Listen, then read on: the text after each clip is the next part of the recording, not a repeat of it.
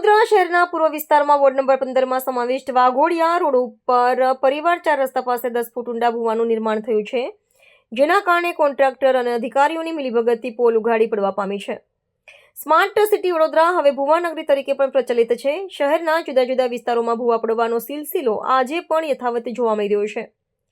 Road પર road બનતા ગયા અને ભ્રષ્ટાચારના પોપડા ઉખડતા ગયા, તેમ છતાં પણ આજ દિન સુધી કોઈ યોગ્ય કામગીરી કરવામાં આવી નથી, જેના કારણે છાશવારે રાજમાર્ગો પર ખાડા ભૂવા પડી રહ્યા છે.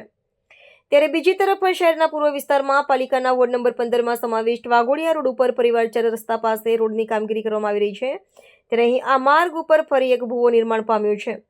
હાથથી પોપડા ઉકળી જાય તે પ્રકારનું મટીરીયલ વાપરીને આ રોડ બનાવવામાં આવ્યો હોવાના આક્ષેપો વિસ્તારના જાગૃત આગેવાન દ્વારા કરવામાં આવે છે. સાથે જ આ રોડ પર અગાઉ પણ 3 જેટલા ભૂવા પડી ગયા છે. તેવામાં વધુ એક 10 ફૂટ ઊંડો ભૂવો જે ઉપરથી દેખાવમાં નાનો છે પણ અંદરથી ઊંડો છે. હાલ આ ભૂવાને બેરિકેડ મૂકીને કોર્ડન કરવામાં આવ્યું છે, જો કે વાહન ચાલકોને પણ અકસ્માતનું જોખમ રહેલું છે. ત્યારે વિસ્તારના આગેવાન મેહુલભાઈએ ભૂવાને લઈ કોન્ટ્રાક્ટર અને અધિકારીઓની મિલીભગતના કારણે ભ્રષ્ટાચાર આચરવામાં આવ્યો હોવાના આક્ષેપ સાથે તંત્ર સામે આક્રોશ વ્યક્ત કર્યો હતો.